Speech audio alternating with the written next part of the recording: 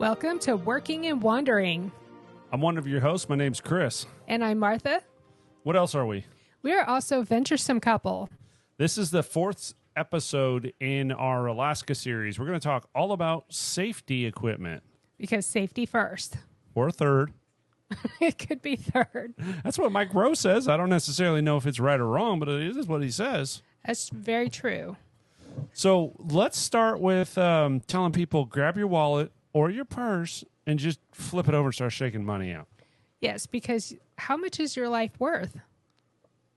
That's a good. You don't have to answer us out loud. You can put it down below in the comments. We're not asking about your life insurance policy, y'all, or your net worth. Don't let her do that to you. Trying to shame you. It's more like, what would you put a price on stuff? Well, your life. Walmart be putting prices on every damn thing. Yes. Plus tax. And other stores. But in all seriousness, you are right. There's a lot of equipment that we've bought over the years that to us is priceless, even though it has a price and it has a value. But the potential to save your butt in an oh crap situation is priceless. Yeah, and for context, if this is the first time you're listening, this is episode 4 of our Alaska series. We've gone over going to Canada, how we got kicked out. Well, Chris. Me. Yep. How's that dude? What to do. And Chris and I, we have lived in Alaska for many years. I'm from Alaska. I'm Alaska Native Indian. Chris was stationed there with the Air Force. So we use a lot of this equipment, or what we're going to share our experiences to help save you, potentially. And some headaches. Yes. So you'll know what to get and some of the things that work really well based on our experiences. And then, of course, inevitably, we'll miss something. And hopefully you all, whether it's you're watching this as a video on YouTube or you're listening to it on the podcast, leave some comments. Let us know if we miss an item, if you think we're nuts. Those are the things we want to know. Well, and since then, there's probably new innovative things. New companies come out with different newest, latest, greatest. And we want to know. UOAF? Hey.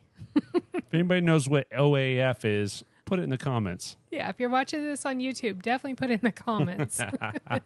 So let's start with where it all begins. Let's talk retail. U.S.-based retail, one of my favorite go-to stores, used to be 2, but now it's 1, is Bass Pro Shop and Cabela's. Not from the standpoint of value. You're not getting a bargain. That's not what they're about. But from a quality safety equipment standpoint, they have excellent items. They do. And especially, going through Canada and Alaska, the last frontier. So there's a lot of wilderness. So that those 2 stores, or it's one store now combined, has a lot of great things that you may need. So if you're in the U.S. and there's Gander Mountain's another one. I don't even know if they're still around. I might be showing my age there, but they used to be a competitor. But you get the point. Any type of outdoor retailer, you can get most of these things. If you're bougie like Martha, REI is a solid mountaineering and survival place. I wait for coupons. You be clipping. And there's also like Sportsman's Warehouse is another place we've shopped. I mean, there's a lot all over the U.S. So leave some of your favorite stores down below in the comments. Don't forget about Santa. Oh, Santa Amazon. Yeah, Martha calls it Santa because he just delivers packages. Except it's not one time a year. It's amazing. No, it's Amazon. Ha. All right. So now that we've talked about U.S.-based retail, and we're going to get to the safety, and you'll understand why this matters. So let's talk about the next one here. I'll let you talk about that one. So one store that we did visit, and we had to visit when we had our previous travel trailer a few years ago, Canadian Tire. So it's an actual retail store in Canada, and it's not just a tire shop. It is everything right in the world. It is. Think of like a super Walmart and then some. But all outdoor stuff. And there's some food, but there was household items. We bought a food scale. That's true. Yeah, we bought and it wasn't in liters. It does either metric or standard. Yep, you just push the button. Canadian Tire. So what the reason that's so important in our opinion is if you get to Canada and you're like, oh crap, I need X, Y, and Z. Martha's food scale goes out and you wanted to get it. Canadian Tire. We did not know what we were getting into going there because you thought it was a tire shop and then you walked in and it's like, oh my God, just take my money. Yes. groceries, household goods, stereo, audio, everything. Everything. Yeah. Allocate some time to go through there. It's definitely worth browsing. Yeah, 100%. If you like a little retail therapy and you want to get some safety equipment, they're awesome. And by the way, this isn't sponsored by Canadian Tire, Cabela's, Bass Pro, Gander Mountain, Sportsman's Warehouse. None of them. Nope. But if y'all want to, hook us up. Yeah. Bass Pro Shop. Right. Hey, I used to work for Bass Pro. Come on, Johnny. That's Johnny Morris, the owner. But so let's talk about the very, very first safety item on our list here. Aside from the Canadian Tire, it's a retail store. No, we already talked retail. Cash. You want some, of course, United States cash, U.S. cash, and Canadian cash. Highly recommend getting, before you cross or when you cross, go to a bank or go somewhere near the border and do a currency exchange and have some cash on you. Now, as we talked about in the border crossing video, don't come into Canada with $10,000 or more in cash.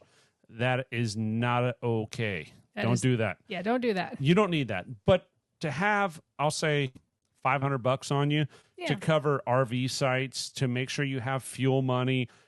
Or like some food trucks, or just, you're going out to a restaurant, or what if you go somewhere and you're wanting gasoline, but their machines are down and they're only taking cash. I mean, that can happen anywhere. Or in our case, USAA locked up our debit cards because we didn't go in ahead of time and tell them we were traveling across the U.S. and going over the border into Canada. And they're like, oh, hell no, you can't have your money. Yeah, so if you are traveling, it's always a good idea to let your bank know, or credit union, that you are traveling, whereabouts, and dates. That's very important. That's the first safety item, is cash, and or letting the banks know. Because, like I said, we literally went to go to an RV park right across the border. We're like, oh, we're tired. We're going to stop for the night. And they're like, oh, there's an ATM right down the street. We take cash only. So we go to the ATM, and the ATM's like, we don't know you. Who you? What you want? We slept in a rest area. We pulled over on the side of the road. So what we learned is cash is king. Have it. And just as you mentioned, technology, right? I mean, we're relying on the internet to get our money. That's a little damn scary when you're in the middle of nowhere. And especially in another country. Yeah.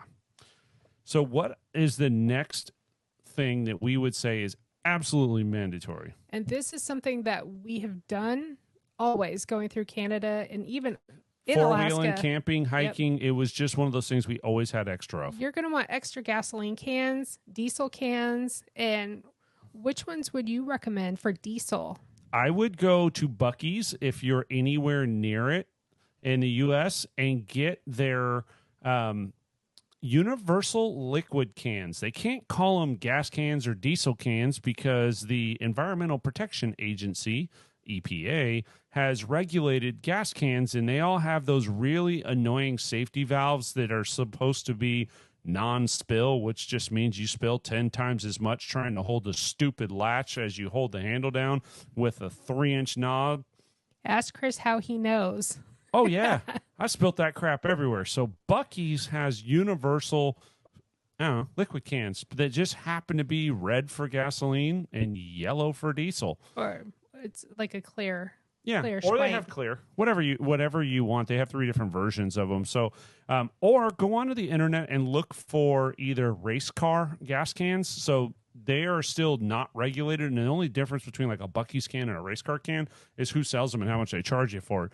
But those cans have breather valves, and it makes it way the hell easier to fill up, and they usually have like a 14, 16-inch nozzle so you can actually put it in the gas tank without spilling it everywhere. Now, why that matters? Because... Why? Because.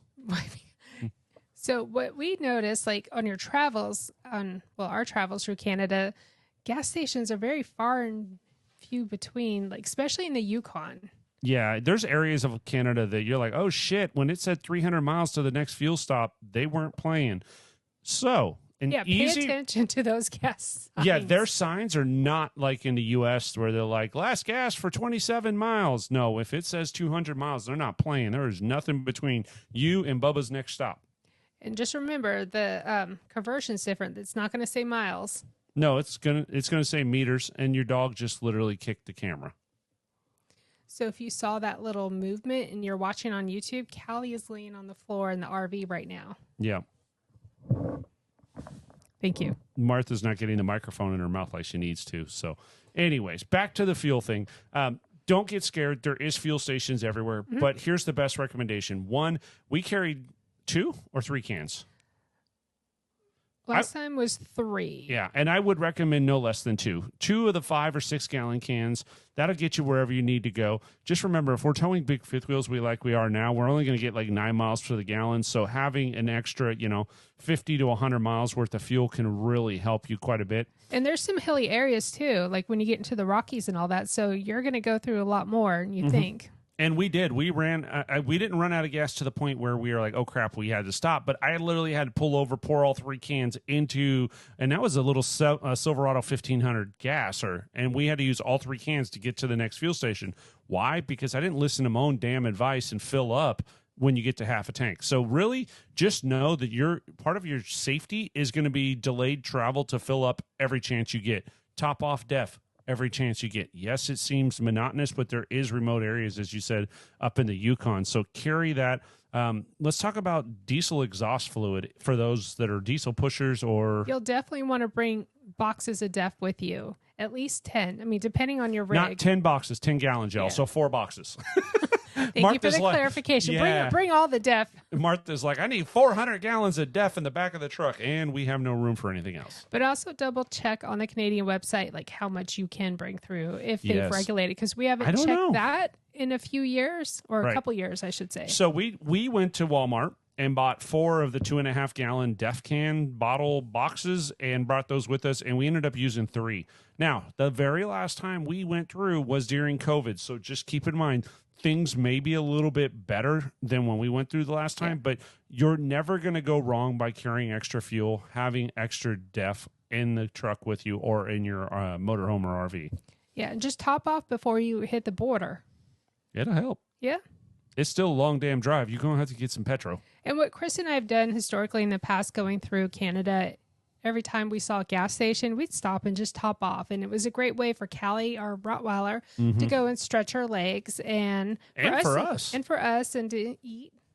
Right. Remember, this is supposed to be the part of the adventure is the actual journey. So slow down and enjoy yourself and take advantage of it. And just as I know we've talked about in the other episodes, you're not going to make... Like you could say, I'm going to go 60 miles an hour and we're going to make 50 miles of progress every hour we're on the road. Not going to happen. You're going to slow down. You're going to want to slow down. You're going to want to take pictures. You're going to need to stretch your legs. Just know it's 2,500 miles. It's going to take you far longer than you anticipate. Canada is so beautiful. We've enjoyed every time going through there, except for that one little mishap at the border with Chris. I still enjoyed it after that. Once you pay your stupid tax and you move on. Hey, I'm not mad at the Canadians. I think it's shady what a few of them had done, but I'm glad we caught it and life went okay. And that was back in 2012. So we didn't let that little incident stop us from going back again and again. 4 more times. Mm-hmm. Yep. Another thing you will want to do is a siren outside. I'm sorry, y'all. There's fire sirens, and we're in the RV park. We got it down so that the neighbors aren't like, "Hey, y'all, what you doing?" But, they can see because it's nighttime and we have our day shade down. Yeah. So, anyways, back to what we were doing. Sorry, I had a squirrel moment. I just heard something, which is pretty funny that the deaf guy was the one that heard it. That's from the Air Force. Huh? He's lost some of his hearing, so. Lost my marbles. So the next item we've had this for many, many years, and I don't even know, like the version we have is probably outdated now. I'm sure they have smaller ones, but that's the Garmin InReach, INREACH, InReach. It is a two-way satellite communicator, also has emergency weather on it. You can text back and forth. It'll hook up to a phone. But the most important part is the satellite communicator. It's got an oh shit button on it. Yes. And one of our friends borrowed it going through Canada with his mom, and he actually had to use it because they broke down in the middle of nowhere. And if they didn't have or use our Garmin InReach, which we're not sponsored, nope, then they would have been really, really bad situation. Right. They weren't like way out, but they were like 45 miles out from the town wherever they had passed through, and the transmission went out on their mom's car. You got to stop yawning, lady. Good God. Am I boring you? I need some more coffee. Anyways, back to the story. Snoozy over here. All right. So, 45 miles outside of town, transmission blows, no cell reception. So they use the communicator part, and they hit the SOS button, and then somebody that on the monitoring station for Garmin comes on, asks them where they're at. They can see the GPS coordinates, tells them what the circumstances are. And so the Garmin dispatcher gets a hold of a tow truck company in town and sends a tow truck company for them. And it took a couple hours for it all to go through, but it went well because they had a way to communicate. So they were able, 45 miles out, they'll come get them and they take them back into town. Yeah, and they live to tell the tale. There you go. You notice like a lot you see on the Alaska reality shows, they really dramatize the dangers of Alaska. And they make it sound like these people live in just horribly primitive situations. In some cases, they probably do, but just know that there's amenities everywhere. And what you see on reality TV is not reality. No, don't stress about that. Yeah. Just have a way to communicate. Yeah, and some of those reality TV folks on the homestead live 15 minutes from a Safeway grocery store. Mm-hmm. That's true. That's fact. Real Alaskans know that. So if you don't want to do a Garmin InReach, which is a buy, and then there's a monthly subscription, which you can turn the subscription off, but it's like $350 for the device. You can also go to like a satellite store and actually rent satellite phones. That's a big thing in Alaska. We've done that. Chris and I have done that when we've gone out moose hunting, caribou hunting. We've rented satellite phones because there's no cell signal out there. Yeah. And what we found is for us, the $350 was worth the cost because we would turn off our Garmin InReach for part of the year, and then we would turn it on from, we'll say, like July to October, and we would use it during that time. But yeah, and it was only like $15, and we got like 200 message. I mean, they had plans, so I'm sure the plans have changed since then, or maybe they're the same. Who knows? Yeah, but just get a satellite communicator of some sort so that you have a way to get a hold of people if you need to. The nice thing is we also used it not from just an emergency standpoint.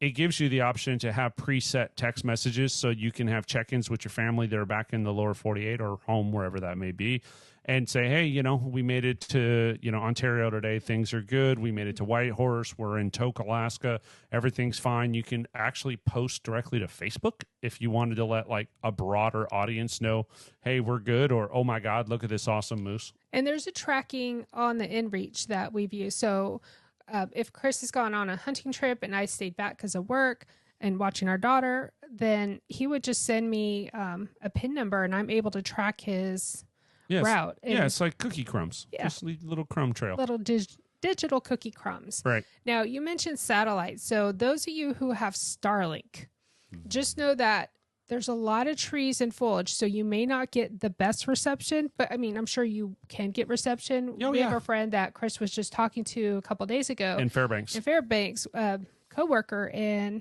she has Starlink, but she has the residential, and she was like, it's spotty. Yeah, because they're just based on where they're at in the hemisphere, they have moments of downtime, but just know, in general, it works. Yes. Yeah. I mean, she was using it on a Teams call, but there are times where it just kind of flickered, and she's like, I'm sorry, it's just spotty today. It could be weather-based, so keep that in mind, too. Yeah, and Starlink will work as that satellite communicator as long as you have a clear vision of the sky.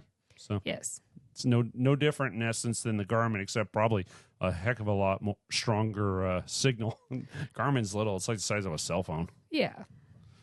So another thing you'll want is spare tires for your truck and trailer. Chris and I, we carry 2 spare tires for our truck and 2 spare tires for our trailer. Now, and always, that is a requirement for us.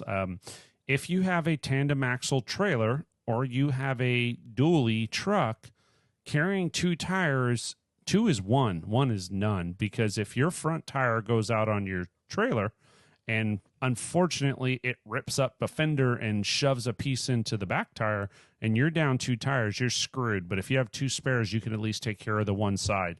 Same goes with the dually. If you pop 2 tires, you're good. You can take care of it and move on. If you pop one, you may not be able to tow if you got a $16,000 or $20,000 pound fifth wheel. You're going to be in a struggle bus. So I recommend you have the factory one that's usually under the butt of the trailer or in the front, and then you have the factory one on the truck that's usually under the back. Yeah. Throw a second tire, wheel and tire. I'm talking rim, tire, the whole outfit in the back of the truck behind your fifth wheel pin, and just throw a cable lock on it and keep it with you. So if something happens, you could either one, take care of yourself, or two, you might be able to help out a fellow traveler that may not have done that and may be stuck on the side of the road, which is our next safety thing is taking care of people. You go ahead and talkie. Take care of people. No, so as Alaskans, like Chris and I, especially like out four-wheeling, you're out in remote areas. That's one thing that we all pride ourselves upon in Alaska is that you take care of others that are out there that are stuck or stranded. And if there's a vehicle broke down or it looks like it's in need, if at all possible, pull over, check on them, help them. You could be the difference between them being stranded somewhere for days on end or getting to their destination safe. So take it serious. It's the responsible thing to do. And you'll notice that Canadians and Alaskans are very good about, hey, you okay? Do you need anything? So know that when you're carrying extra items, you could also be saving somebody else's butt. And go based on your comfort level, because I think some of you may be out there, may be more like me, that is not have a background like Chris of military and law enforcement. If you don't feel comfortable just like stepping outside your vehicle, crack your window down and ask, hey, are you okay? Can I call anyone for you? Exactly. Or, hey, I'm 10 minutes outside of town. I'll let somebody know when we get there. It doesn't necessarily mean jump out and change their tire. Yeah. And, let your spider senses be the test of that. If you can't be like, come at me, bro.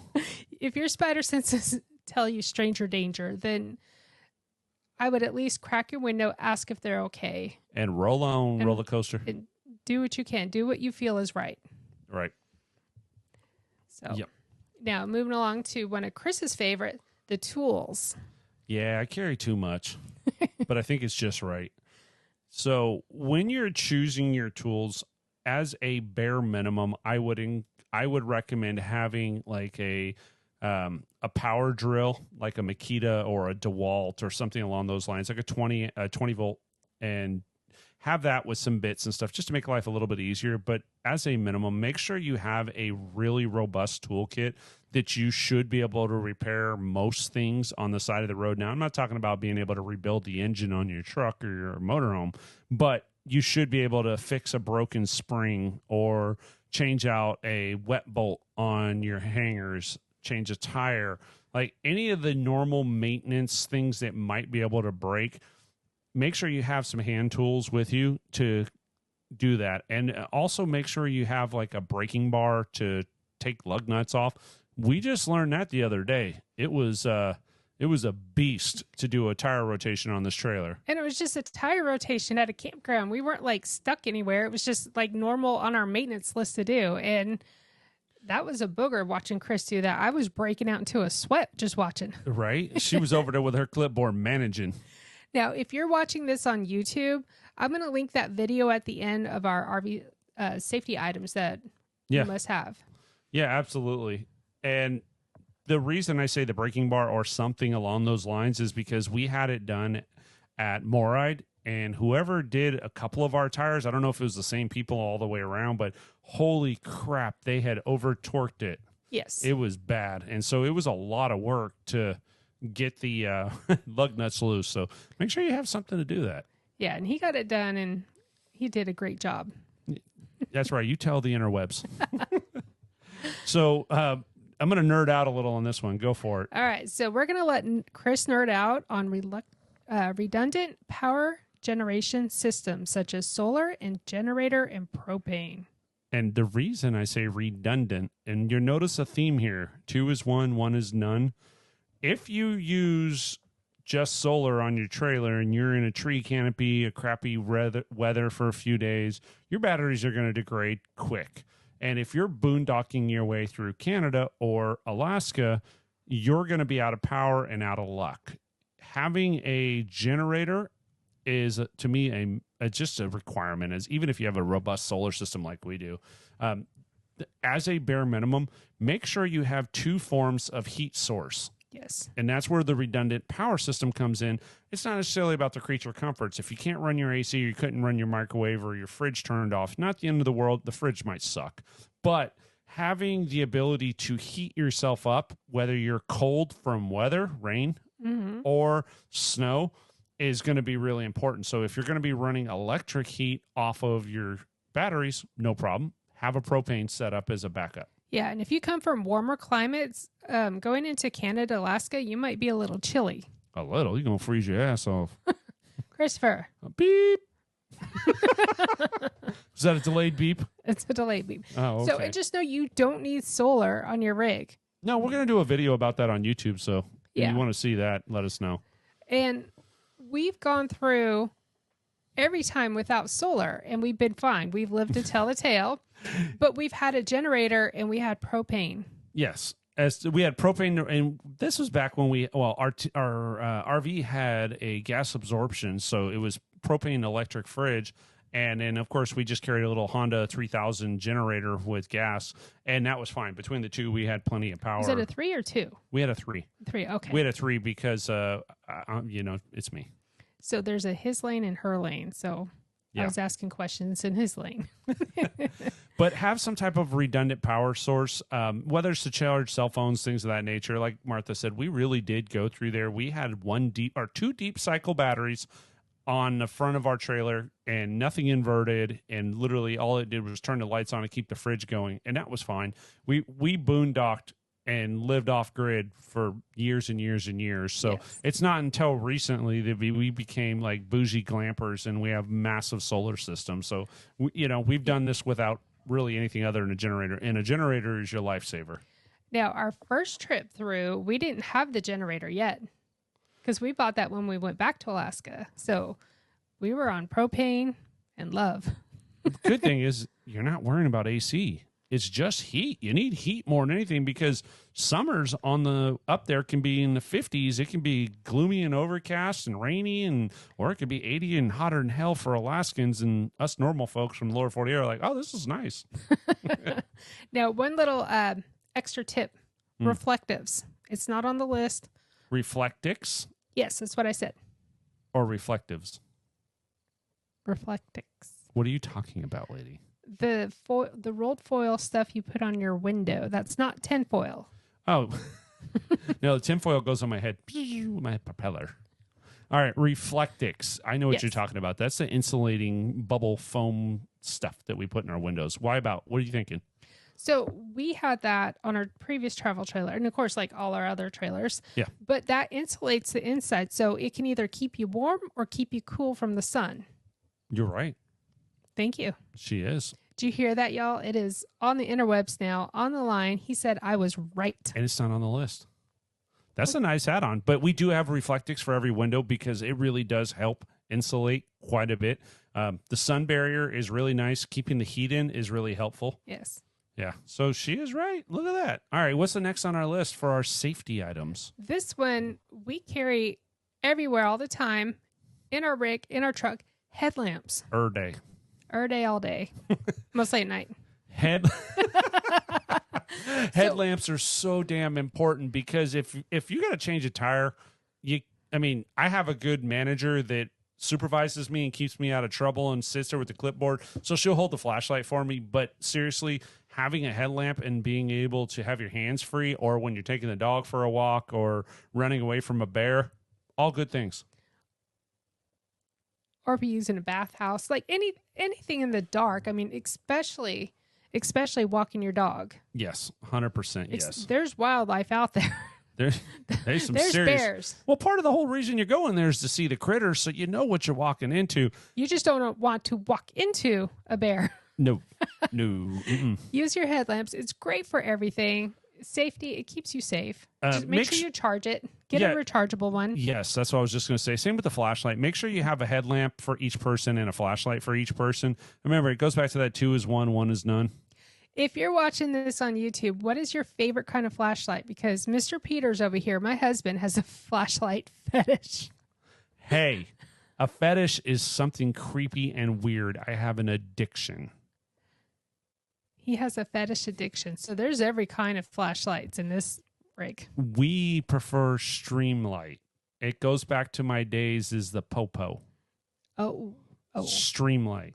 Hey, when you work night shift in the frickin' ghettos of California, you gotta see things.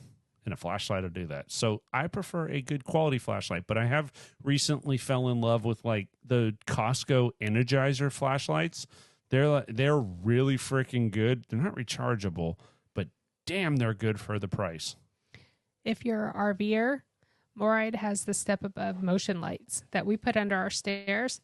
Amazing. Yeah, they're really nice. And we did just go to Amazon and order rechargeable AAA batteries. It works really well. Yes, we're all about recharging and not wasting. Yes, 100%. So, and talking about all these tools and spare tires and the things that you may have to do, you're going to want gloves, different types of gloves. Yeah, there's 2 different types of gloves, I think. Actually, no, I'm sorry. There's 3 types of gloves Let's start with Diesel. Stanky. Yes, so we have our own set of gloves. Yep. Mine are pink. Hers are pink. Yes, they are. And mine are just crappy ass leather gloves. So have some gloves, some leather gloves. And the other thing you got to have is some work gloves. So something to work on your vehicle, your RV or whatever that gives you some tire. Yeah, something with dexterity. So like something that's like a lightweight rubber. And then you're going to want some cold weather gloves. Yes, definitely. Yeah. We get those at Costco. Yeah, we do. And mine are pink. And usually having, and if you're really like, if you're cold blooded by nature, they make some awesome gloves that you can usually get at Costco, especially in Canada and Alaska. They have a thing called hot hands, and then you can put hot hands in the gloves to keep you warm. And I think that's another safety item we should talk about. No, see, that's a bonus little nugget. So hot hands, I use a lot when we lived in Alaska because I always get cold hands in my feet, and they make it for like your shoes and for your put inside your gloves to keep warm. And it's temporary. Yeah, they're like little, I don't know, some kind of weird chemical reaction pack, but dang, they work. So kind of like those light sticks, you know, you shake them, break them, whatever, and then they start heating up. They're hot hands. They're the real deal. Get some. Yeah, and they'll have them in Alaska, usually like at Costco, a big old box, or any of the sports stores that we talked about. They'll have them. Yep. So let's talk about clothes. Can't run around naked in either one of those countries or states. No, and you don't want to. The mosquitoes, let me tell you. They joke and say that's the Alaska state bird, even though it's an eagle. But yeah, it looks like it. They're as big as an eagle. So you'll definitely want to layer. And cotton is the devil. Yes. You'll want like wool socks. Yes. Or wool, the dry. So wool is awesome because it doesn't, you like, even if it gets wet, it still has insulation properties. Stay away from cotton as much as you can. Like if you're going to be out hiking or wandering around and you're going to be walking through, like, we'll say any kind of high grass or anything like that, and there's dew or moisture on the ground, and you get it on jeans, you're screwed. They're going to stay wet and they're going to freeze you out. So look for synthetic materials. That's where the REI comes into. Or Bass Pro Shops, or, you know, any of those outdoor sports like stores. And yeah, any type of outdoor activities, make sure you're not running around in jeans. If you're just running around town, they're fine. Yeah. But if you're going to be out in the wilderness doing any kind of hiking or sightseeing, stay away from cotton. And like Martha said, layers, because you want something that's as a minimum as far as a raincoat or a exterior coat, Gore-Tex, so that you can stay dry. There's plenty of, Bass Pro has a whole line of them, but you want something that's a raincoat. Now, there is times like when we were out hunting, we would actually wear rubber rain gear, not the cheap plastic yellow vinyl crap, like legit Helly Hansen, like they use on Deadliest Catch. And Bass Pro Shops has a she line. It's called She for women. Yep. I have a set. Yeah. Couple. So rain gear, make sure it's good quality. Don't go with cheap vinyl. Get some either Gore-Tex or, like I said, Helly Hansen's are a little spendy, but man, their stuff is just great quality. Because there becomes a point when you're out adventuring in Alaska that once you get wet, you're screwed. Trying to dry off is really hard. So staying dry is really important. Now let's talk about your Mer boots, because that goes along the line with our Helly Hansen. We call it Mer boots, but it's our Extra Toughs. Yeah, with the X. So I call them my pretty tough. So I have two different ones. I have the ones that go just under the knee, and then we have ones that just go over our ankle a little bit. So think of rubber boots like you Mhm. would get, just cheap rubber boots, but they've taken them to a far another level. They're neoprene lined on the inside, so they're really warm and they're dry. They have a normal, like, walking shoe sole, and they do a really, really good job of keeping your feet warm and dry, especially in those rainy days. Yeah, and Chris and I, we carry our extra toughs with us in the RV. And it's great. Like if it's been raining out or anything, we need to take Callie potty, we're just going to throw those on and not muddy up our shoes. Or soak through our Nikes, because that's usually what happens. So, and then you get cold. yeah. So keep layers of clothes in your vehicle. So if you're driving a truck and you're towing a fifth wheel or a travel trailer, keep clothes to layer in the truck. And we do that, especially when we know we're going into colder climates. We have gloves, we have beanies, we usually have a scarf of some sort, definitely a jacket. And a couple of those emergency blankets too. It doesn't hurt. And then we also keep a couple down blankets that shove up in like a little ball. Yeah, basically. What would I call them? I want to call them fleece in essence, but I think that's what they are. They're down. small. They're like lightweight fleece or down, something like that. Something that compresses really small. Yeah, they're down. All right, she's down. You heard her. She's down. The blanket, silly. All right, what else should you keep in the truck or RV? If you're in a motorhome, you're spoiled. You just walk back, make a sandwich, have a good day. You're fine. Unless you're driving by yourself. Jesus, take the wheel. All right. So you always want food or snackies with you. And whether that's like emergency food, I mean, it could be like MREs. Yeah, we would. Meals refusing to exit. Yes, that is MREs from my military folk. Beef jerky, some like nuts and seeds type stuff. Trail mix type stuff. Yeah. Keep food available in your truck or RV, but preferably truck. And you notice we're really emphasizing keep it within reach and accessible in your vehicle, because if something happens and you go off the road and you need to put clothes on and you need to have some food to survive, you want food, you want water, you want clothes, hit the SOS on the satellite communicator and hang out. They'll come get you. But if you don't have those things, that's where crap happens that goes sideways, and it can be unfortunate. Yes. And so on our travels everywhere, I always keep a sandwich bag full of portioned out Dog food. Yeah. Yeah. And I keep that on my side because she's got her food and water dish in the back seat of the truck where that's her space. Martha usually puts like a quart-sized bag of meals, like basically a couple scoops of her dog food, and a couple quart-sized bag, throws it in the either on the side of the truck or in the glove box, so that we have a couple meals in the truck for Callie. And the MREs, we're joking about the meals refusing to exit. If you have access to any of the military commissaries, or you can get them from like or get like the Mountain House from like Walmart, the freeze-dried food. Yeah. Those things are a good thing to have. That's the hurricane food at our house in California. Jesus, no hurricanes in California. Florida, Yeah, Central there we go. Florida. But that's a hurricane food. We have cases of MREs at the house for us in case something happens. I'm not a prepper. I'm prepared. He's a prepper. But it's always good to have it. Here's the thing too. So I said we carry dog food. There's been times where we found a dog and Yes, the we dog did. was starving. And while we're waiting to see if the owner will come, like calling, we have some food to offer the dog, especially they may be scared. I mean, it's just, you never know. Yep. So having that's always a good thing. So the next thing is a medical kit. Yep. And we're not sponsored. So there's a me and my dog kit. That thing's awesome. So the line that we like and we recommend is sold at Bass Pro Shops. It's also on Amazon. It's called Adventure Medical Kit, and that is the actual brand, Adventure Medical Kit. Again, not sponsored, but the Me and My Dog kit is awesome. So if you've got a pooch, it has just kind of the first aid stuff you need for the dog.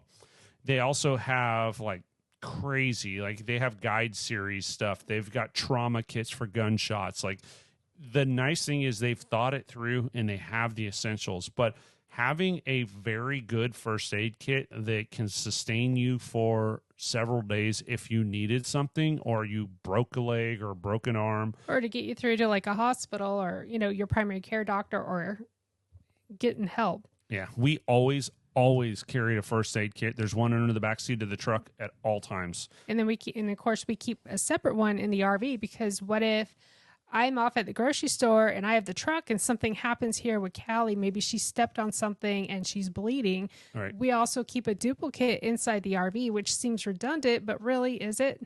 Right. Now, when it comes to safety, and as much as I hurt myself, good God, I'm cutting myself constantly. Yeah. If you're not interested in doing like a massive first aid kit, you're like, that's overkill. So there's a few items that we would recommend as a absolute bare minimum. First is Quick Clot. Mm-hmm. Quick Clot is awesome. You can use it on the dog. You can use it on me. You can use it on our bird. And yes, we know that from experience. We have a bird. We have a cockatiel. He doesn't travel with us anymore. I can't take it. He's traveled with us a couple times through Canada, and it is not pleasant. He's way too damn loud. Yes. So, and then there's moleskin. Why don't you tell him what moleskin is? So if you're walking, hiking, or something, and you get like a blister or something on your toe, you're able to put that on. And it becomes a felt barrier, and a small felt barrier with really good adhesive that covers whatever that wound is, so you don't get irritation from reoccurring rashing, like on the heel of your foot or on the ball of your foot. So Quick Clot and moleskin are absolutely a minimum. And the other one that has always been in my medicine cabinet from when I was a kid on the way to today, liquid Band-Aid. Super glue. Yes. Clinical super glue. And it's and sometimes like if you get those little paper cuts or something just like on your finger or whatever, and it just, you can't put a Band-Aid on some areas, so you're able to do the liquid Band-Aid. Liquid Band-Aid's great. And the other thing to think about is like some type of tourniquet. So if you do break something or you do have a really nasty wound, you have a way to stop bleeding.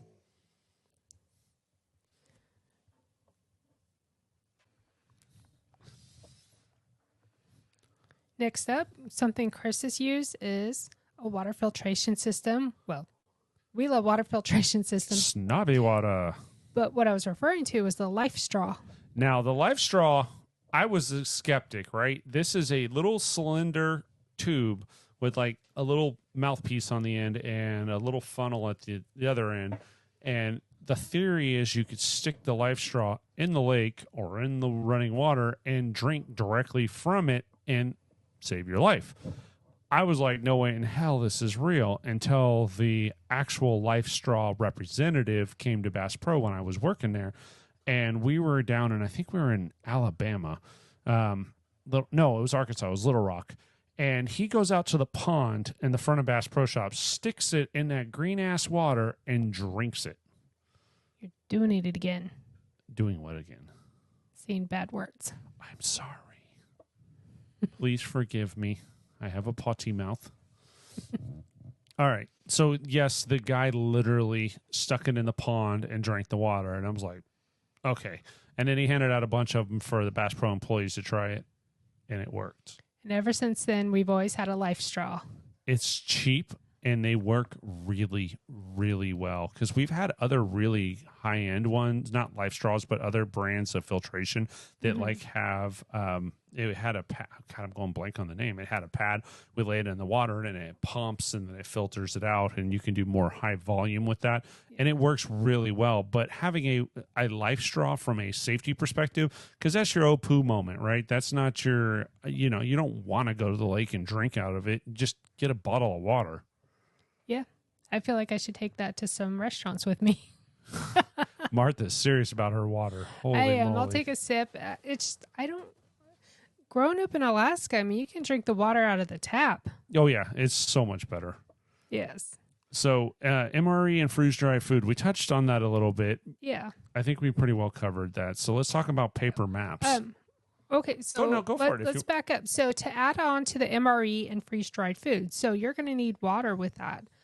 Jet boil. A jet boil. You knew where I was going with that. I did. So, the brand is called Jet Boil. It's like I don't know. Well, they have some of them that are like sumos, but basically you have like anywhere between 20 and 30 some ounces, and it's a little bitty fire stove burner that goes underneath the jet. It's the jet and the boil part, and you can put those freeze-dried food in there with water and rehydrate them, and the jet boil, everything collapses into the size of like a Nalgene bottle. Yes, and we use them for hiking and for hunting and just fishing. it's a great way to just have warm food. And, Yeah. you It know, stayed in our hunting pack at all times. That's how we would eat. We would basically buy Mountain House foods or bring MREs and then rehydrate them through the jet boil. Those things are awesome. yeah. I mean, you could also like boil water in a pan. I mean, there's that too. But if you want to be a little fancy, and it is small, lightweight, compact. Yes, it is. And That's something a we great use for one. years. Yeah. So let's talk about GPS. There's not a lot of roads in and there's not a lot of roads out, but you can get yourself in a pickle if you go the wrong way. We always recommend have a paper map. Yeah. Yes, because unfortunately, no cell phone signal. You didn't download that area. Whatever happens, battery dies, drop your phone. Have a paper map. I'm old school in that. I like the Rand McNally. I love having it.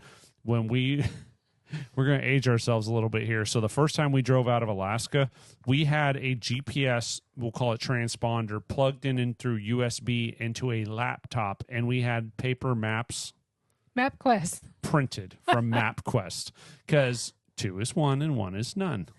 Yes. And we never had a problem. The GPS worked the whole damn way. Yeah. So have a paper map. It's actually really, really helpful, especially going through like areas of Alaska. And if you find the right kind of map, you can also find some of the trails and the, the gravel hiking areas and, Yeah, they have different focus maps too for, your intentions. Yeah. Yeah. So have a paper map. It's really worth it. And speaking of maps, to piggyback off that, you're going to want a compass, an old school compass. Yeah. Because if you have a map and you're looking at the map and you don't know if you're facing north, south, east, or west, you can go the wrong way. You get turned around real quick too. In the bush or the villages or even on the main roads. But think about it. You're higher up north, so it's going to be unfamiliar if you're like from real south. Yeah. And sunrise, sunset, still the same direction-ish. And I'll explain the ish part because where you sit on the earth makes a difference on how the sun rises and falls. So your direction is going to be a little skewed. So if you have a compass and a map, you're in good shape. We need to go to Anchorage. Okay, I know I need to go south from Fairbanks to get to Anchorage. Which way do we go? Okay, this is south. We need to follow this road, that direction. Go. Yes. And if you don't know how to use that, and I'm not insulting you guys, just do some YouTube research on it. Mm-hmm. There's very good videos out there about how to orient and basically travel using a compass and a map. I don't know nothing about the stars, so don't go confusing me, telling me to read the stars. Your boy's going to be screwed. Well, this ain't Moana. Right? I need me some rock. Where's Maui? Because I'm going to screw this up. Yes. And practice like in your campground, whatever RV park you're at. If you're going to a national park, I mean, somewhere just for fun, just to learn. Yeah, navigating try it out. with it. If you're traveling with kids or, with friends and stuff, just all try it. Worst case scenario, everything in the world goes sideways. Have a little mirror to reflect the sun back and flash is what it's called, basically, if search and rescue has to come get you. And these are all oh-poo situations, but I promise you, if you do a Google search on tourists that have unfortunately died in Canada and Alaska, it happens every year, without exaggeration. It happens all over the U.S., too. Oh, it does. We know the ones that, and we didn't know them, but we heard about the ones that had it happen out in Nevada. I mean, it can happen anywhere. And that was a long time ago. That was probably 2003 or 4, and they just drove off the side of the road. I think the husband had like a heart attack, and then the wife ended up surviving and walking. Yeah. It was just tragic. It was horrible. So please, all the things we're talking about on this podcast is just about the safety equipment we recommend that you bring with you. You're going to have most of the stuff in your vehicles already. I mean, this isn't like go out and spend a fortune just to drive to Alaska or drive through Canada. And a couple other items we hadn't talked about was like, depending on when you go or how long you want to stay, chains for your tires. Oh, yeah. Because of the freak snowstorms that could come through. Mm-hmm. Yep. That's especially the thing. Higher up you are. Ours was what, July? August? When did we hit the one in the Rockies? It was in August. Yeah. Callie liked it. Yeah, she did. She just played. She loves the snow. Just know if you do decide to hang out in Canada or Alaska or any of the northern states, studded tires are a thing. So if you do decide to stay up there for a winter, I have a Rottweiler right here sniffing me. Come here. Hi, Rottweiler. Sorry. Studded tires are a thing. So that's kind of like little steel studs that are embedded in the rubber on the tires, which really helps for traction. Just know you can't use that in a lot of places. Yeah, and only certain times a year as well. Yeah. So, and then there's also bug spray. That's a good safety equipment item. And we're going to talk about our next episode is going to be more about personal protection, critter safety, and, firearms, knives, bows, bear spray, dingle bells. Dingle bells. Little bear bells. Yeah. So we're going to talk about all that on our next episode. This one is more about the safety equipment for your vehicle and your personal travel and things we would recommend going in and out of Canada and or Alaska. Or just in general as well, too. Yeah. I mean, we carry all these things with us because I'm not a prepper. I'm prepared. Yes. And sometimes we go places and we're boondocking out for weeks and something might happen, whether to us or someone else. And yep. Be a good person. We mentioned that. Yep. Help people out. All right. Well, I think that wraps up all the safety stuff that we were going to talk about today. Yeah. And if you're watching on YouTube, leave a comment down below if we've missed something that you use, have used, that you recommend. We want to make sure that our Venturesome tribe can learn from everyone. Yep. Absolutely. And go check us out, venturesomecouple.com. We just got a brand new website. Yes. It just launched today. It did. So I'm excited. So by the time you watch it, it had just launched yesterday. That's because we're a day behind on the podcast. We're bad human beings. Or apologize. So, but what's exciting, we'll just give a little snippet. If you're still listening, guess what?